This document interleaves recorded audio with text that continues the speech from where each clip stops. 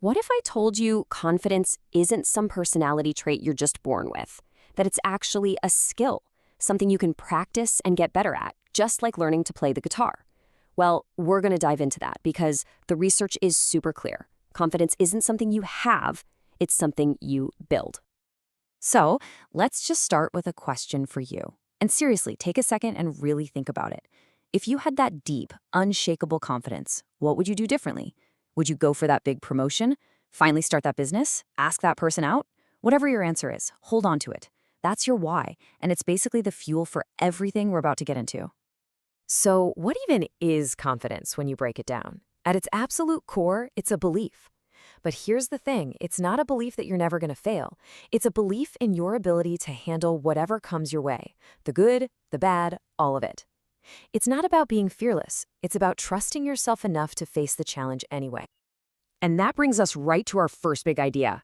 Real, lasting confidence is an inside job. It has to start with you on the inside, way before anyone else can see it on the outside. And this is such a freeing thought, right? Nobody is born with it. It's not like winning some genetic lottery. Confidence is something we have to cultivate. It gets shaped over time by our experiences, sure, but also by our choices, and maybe most importantly, by our own mindset. So let's talk about that, about winning your inner game. Because before you can ever act confident, you have to work on the foundation. And that foundation is all about mastering your own mindset. Okay, look at this. This slide really shows the two roads our thoughts can go down. And the difference, it is everything. That little voice in your head, it can be your worst enemy or your biggest fan. And that negative self-talk, it's not just harmless chatter. It literally convinces your brain you're not capable. But the key is, you can reframe it. Instead of, I can't handle this, you can switch it to, all I have to do is try. It's not about lying to yourself. It's about giving yourself a chance to succeed. All right, this next one, oh man, this is a trap we all fall into, especially these days. The comparison game. You know, you're scrolling through social media, and what happens? Study after study shows a direct link between feeling that envy and feeling worse about ourselves. It's a totally rigged game that you can never ever win. So, how do you break the cycle? You have to completely change who you're competing with. Instead of looking sideways at what everyone else is doing, you have to start looking back at yourself, your own strengths, how far you've come. The only comparison that actually matters is you today versus you yesterday. That's it. That's the only one that helps you grow. And you know, all of this is really powered by one secret ingredient, self-compassion. It's basically about cutting yourself the same slack you'd give a good friend.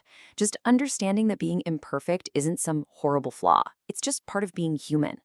That is absolutely essential for building the kind of resilience that real confidence is made of.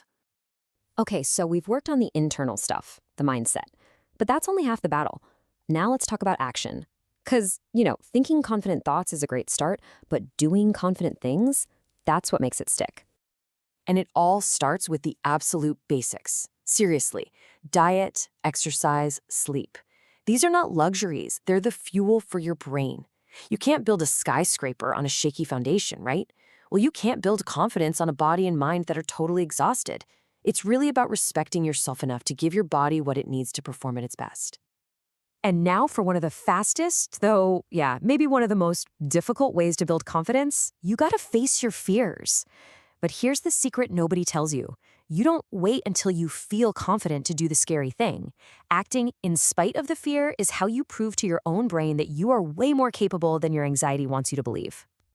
But look, this doesn't mean you have to go skydiving tomorrow. You start small. You frame it as an experiment. There's no pass or fail. You're just collecting information. Every tiny step you take builds momentum. It's like a snowball effect for your confidence. And it proves that the monster in your head is almost always way scarier than whatever's out there in reality. And this ties right into how you set your goals. See, every single goal you achieve, no matter how small, is like casting a little vote of confidence in yourself. But here's the trick. The goals have to be realistic.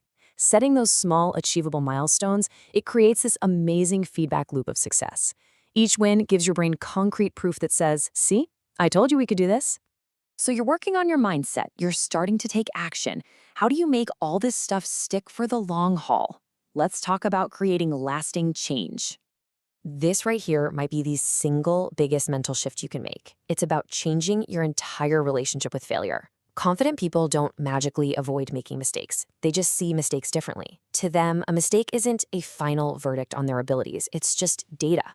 It's not a dead end. It's just a little piece of information that gets you closer to what actually works. This table just lays it all out so clearly, right? But just look at that first line about focus. Confident people actually celebrate other people's success, while insecure people judge them. It goes to show you, real confidence isn't about thinking you're better than everybody else. It's about being so secure in your own journey that you've got plenty of room to be happy for other people on theirs. It's a total shift in how you see the world. And this quote from Norman Vincent Peale just nails it. Confidence isn't about arrogance. It's a humble but reasonable belief in yourself. And it's not just a nice to have. It's fundamental to being both successful and happy. Okay, so we've covered the what and the why. But honestly, the most important part is the now. What are you going to do today? Because building confidence doesn't start with some giant, terrifying leap of faith. It starts with this. 1. Just one small decision. One kind thought you give yourself. One tiny action that pushes you just one single inch outside of your comfort zone. So I'm going to leave you with this last question. Think back to that thing you said you'd do if you were truly confident. Now, what's one small, totally manageable risk you can take this week to move just one step closer to that? That's it. That's where the whole journey begins.